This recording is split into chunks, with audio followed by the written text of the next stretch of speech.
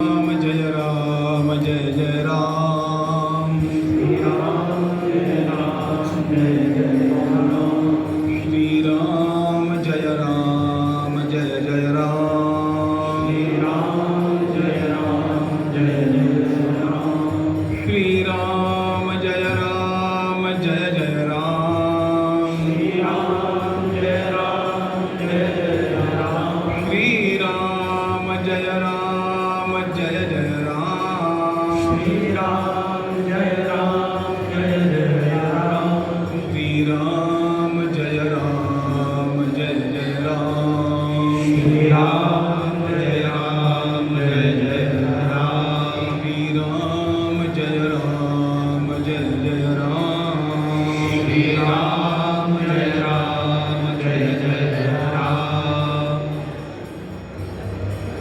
वर्णानाम् अर्थसंग्रहाणां रसानां छन्दसामपि मंगलानां च कर्तारौ वन्दे वाणी विनायकौ नमामि सद्गुरुं शान्तं सच्चिदानंद विग्रहं पूर्ण ब्रह्म परानंदं ईशमानंद वल्लभं योगेशं सच्चिदानंदं वासुदेवं व्रजप्रियं धर्म संस्थापकं वीरं कृष्णं वंदे जगद्गुरुं आपदामपहर्तारं दातारं सर्वसंपदां लोकाभिरामं श्रीरामं भूयो भूयो नमाम्यहम्।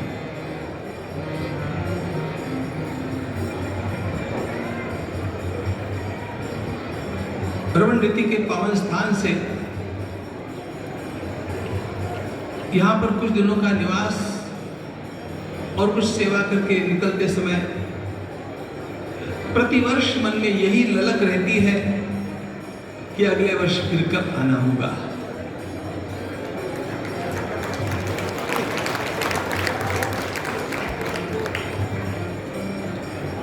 हमारे संत श्री ज्ञानेश्वर महाराज ने एक बात कही,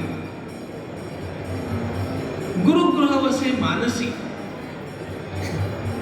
गुरु का घर अपने मन में बसना चाहिए, निरंतर वहां जाने की ललक बनी रहनी चाहिए। सर्वसमर्थ प्रभु जिस जिस प्रकार के दायित्व सौंपते जा रहे हैं उनका निर्वाह करते हुए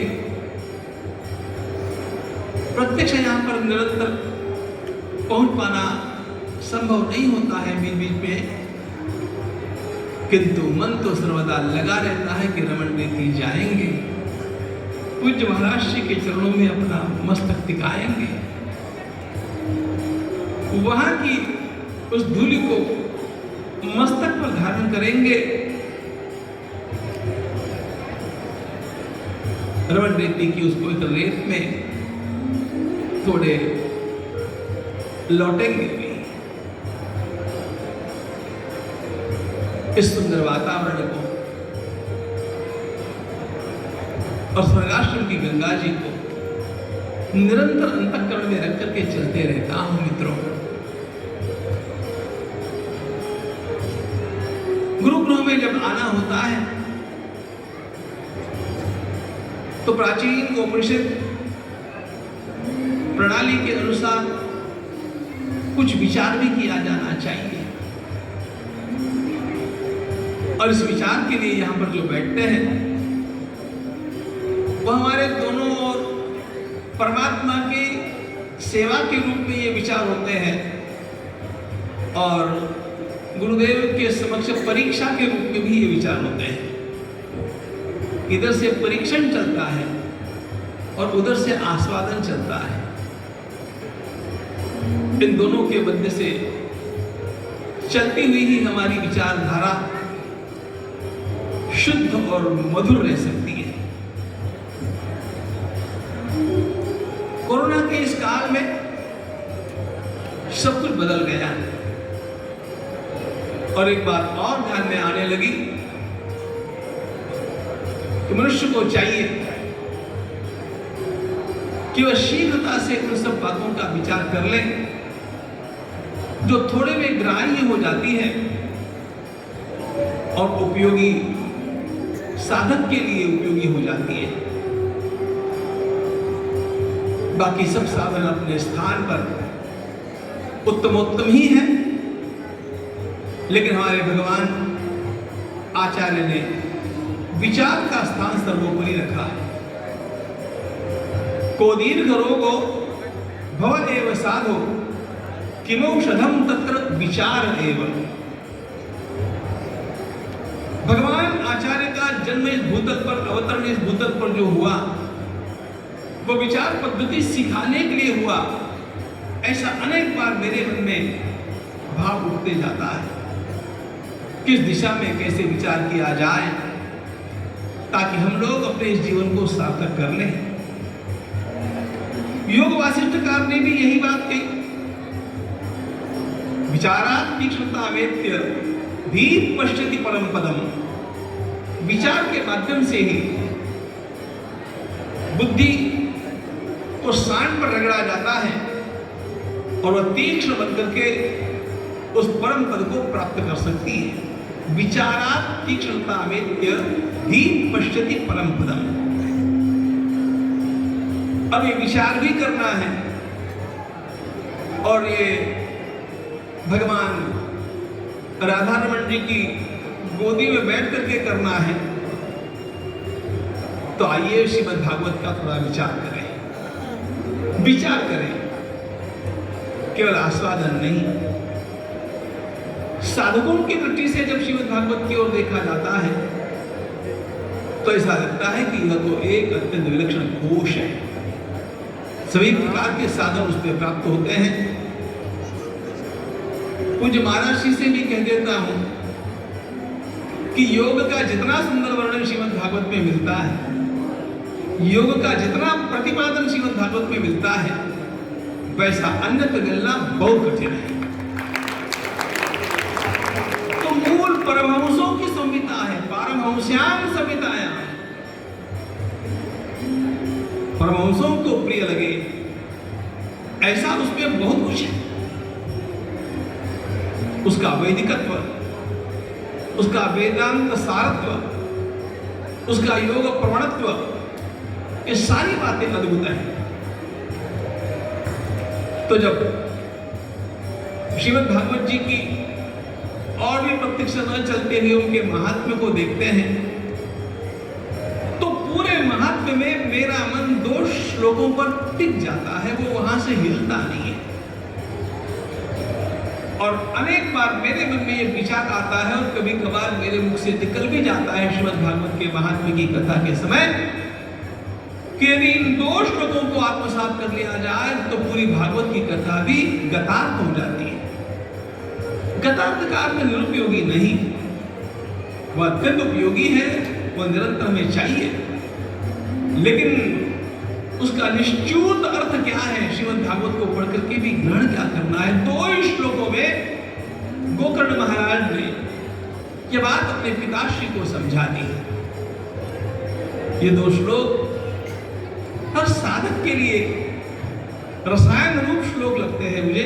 देहेस्ति मांस रुधिरे विमतिं त्यजत्वं जाया सुतादिषु सदा ममतां विमुञ्च पश्यानिशं जगदिदं क्षणभङ्गनिष्ठं वैराग्यरागरसिको भवभक्तिनिष्ठः धर्मं भजस्व सततं त्यज लोकधर्मान् सेवस्व साधु पुरुषान् जहि कामतृष्णान् अन्यस्य दोषगुण चिन्तनमाशु मुक्त्वा सेवा कथा रसमहो नितरां पिबत्वम्। बाल्यकाल से इन 2 श्लोकों ने मेरे अंतःकरण को बार बार झकझोरा है। कभी इसका चिंतन यहां पर बैठ करके नहीं किया गया, ऐसा लगता है थोड़ा इसका चिंतन कर लिया जाए। अपने वृद्ध पिताजी को उपदेश करते हैं गोकर्ण महाराज 60 वर्ष से अधिक उनकी आयु हो चुकी है, हताश होकर के आत्महत्या जैसे विचार भी कर रहे हैं।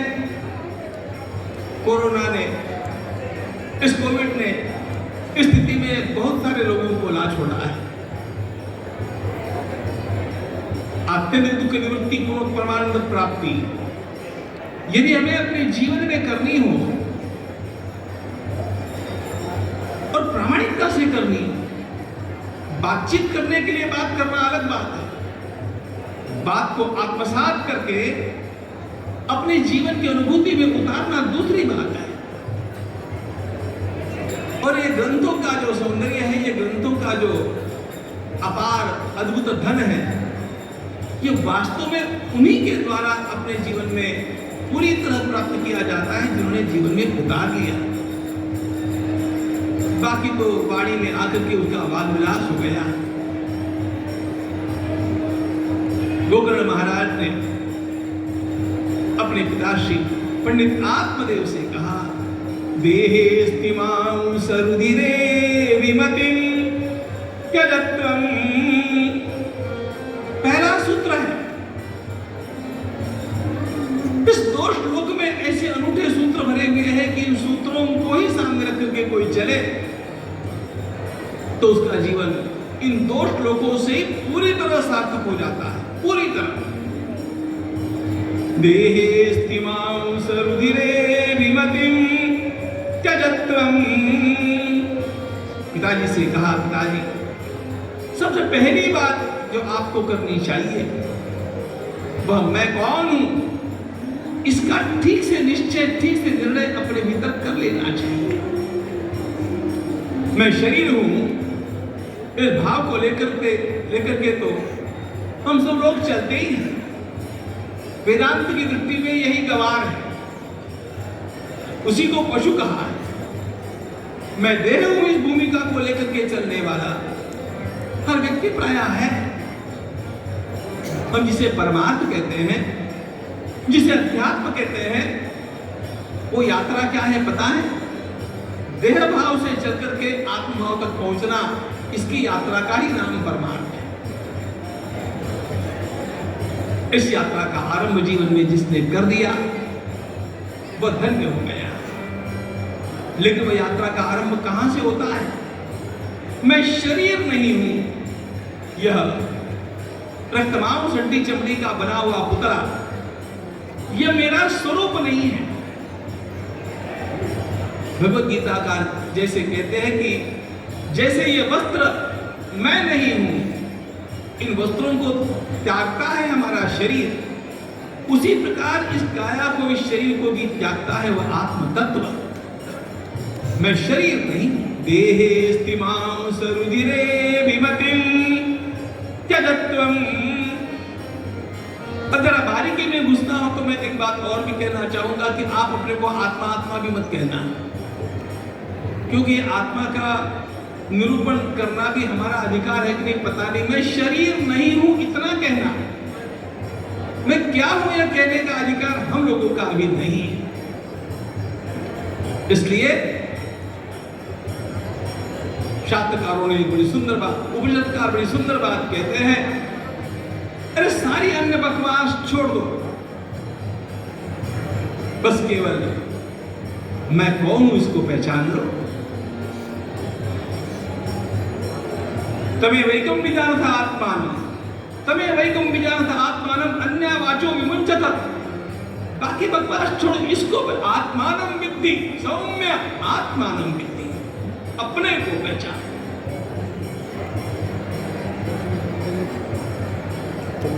भगवान रमण महर्षि ने पूरा जीवन इस एक शब्द पर व्यतीत कर दिया, वो मैं कौन हूं। ये जो आत्मान्वेषण है, ये आत्म तत्वानुसंधान है, ये जितना जितना होता जाएगा उतना उतना अपने आप अपना देह भाव करता जाता है। देहेस्तिमां सरुधिरे विमतिं त्यजत्वं। एक बात और ध्यान रखना मित्रों, परमात्मा ने दिया हुआ यह शरीर कुछ कर्तव्यों के निर्वाह के लिए दिया है। हम प्रभु के लाडले बालक हैं। इस संसार के उपवन में उन्होंने हमें खेलने के लिए भेजा है, और ये खेल इस शरीर को ठीक रख करके ही किया जा सकता है। इसलिए व्यायाम करना, स्वस्थ रहना, पूज्य महाराज जी जो कुछ सिखाते हैं वो सब कुछ करते रहना, उसमें से बहुत कुछ मुझे आता नहीं है, लेकिन थोड़ा थोड़ा इनसे सीखा हूं तो मैं भी कुछ करने का प्रयास करते रहता हूं। लेकिन ये सब करते समय भी एक बात ध्यान में रखना कि ये सब करके शरीर को स्वस्थ रखने पर भी एक न एक दिन तो वह आना ही है, भस्मांतम शरीरम, ये जाना तो है। महाराष्ट्र की संत परंपरा में संत चांगदेव महाराज हुए, जो अत्यंत बड़े सिद्ध योगी थे, 1400 वर्षों तक जिए। आखिर आकर के चांगदेव महाराज ने 16 वर्ष के ज्ञानेश्वर महाराज के सामने साष्टांग कर दिया। ये बात की बात है, लेकिन चांगदेव महाराज कितने विलक्षण रहे होंगे। 1400 वर्षों तक जिए, 14 बार यमराज को वापस भेज दिया। हमारे हठयोग में, हमारे योग शास्त्र में ये सारी शक्तियां हैं, उनका उपयोग करना चाहिए। लेकिन यह भी ध्यान रखना चाहिए कि पंच महाभूतों से बना हुआ त्रिगुणों का विकार, यह शरीर नाम का चोला एक न एक दिन हर व्यक्ति को त्यागना ही त्यागना है। इसलिए मैं ये नहीं हूं, यह भाव निरंतर रहना चाहिए। देहे स्तिमांस रुधिरे विमतिम त्यजत्वम्। और जब चिंतन करने लगते हैं तो कहीं पर भी यह टिकता ही नहीं है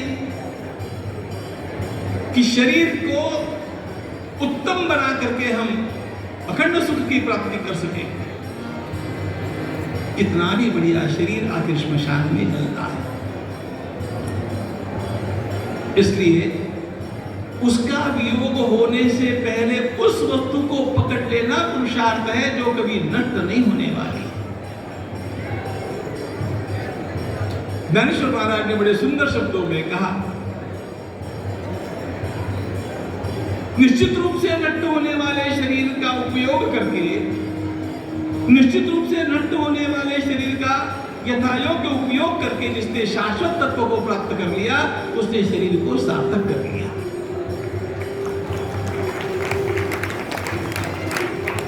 साधन के रूप में शरीर अवश्य उपादेय है,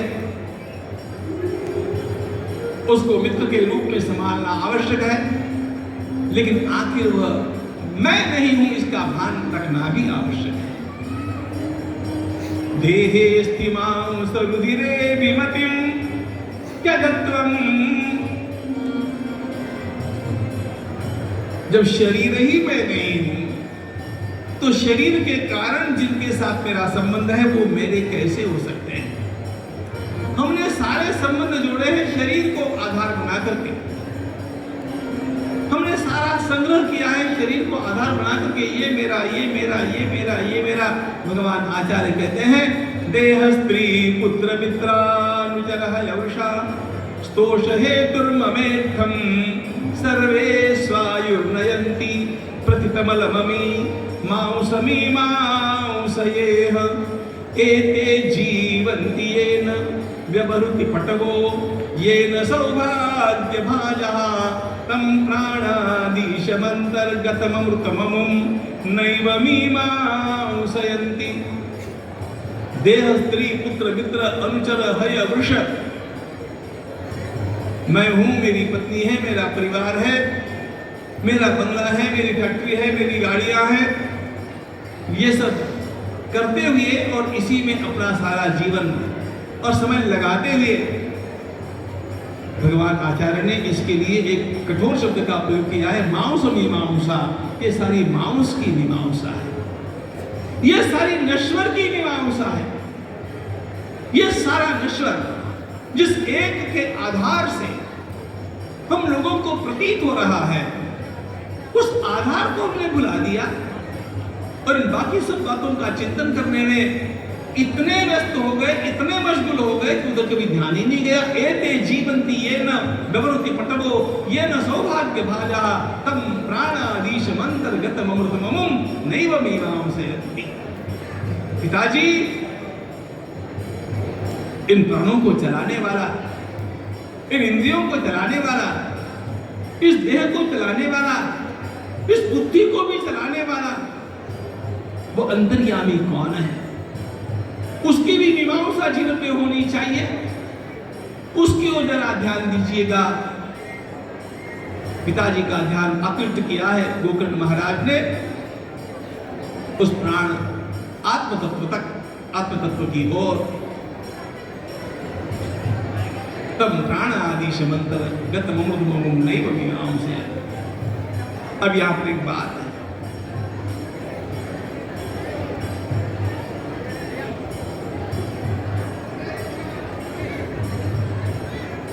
बड़ी सुंदर बात कह दी है गोकर्ण महाराज। जाया सुतादिषु सदा ममताम विमुंच। ये नहीं कहा कि पत्नी को छोड़ दो, परिवार को छोड़ दो, बंगला छोड़ दो, गाड़ी छोड़ दो, ये सब छोड़ दो, ये नहीं कहा। ये मेरे है इस भाव को छोड़ दो। उसमें जो आपका मन फंसा हुआ है, इस मोह का त्याग कर दो। ममताम विमुंच, फिर वो किसके है? इसीलिए तो हमारे वैदिक वाङ्मय ने कहा ईशावास्यमिदं सर्वं यत्किंच जगत्यां जगत् तेन त्यक्तेन मुञ्जीथा मा नुदक्कस्य धनम। ये जो कुछ है उस परमात्मा का, मेरा नहीं है। मेरा कहते ही बंधन आया, प्रभु का कहते ही बंधन से मुक्ति आई। दो सूत्रों का विचार हमने थोड़े में किया, अधिक विचार और करते रहेंगे। समय पूर्ण हो गया।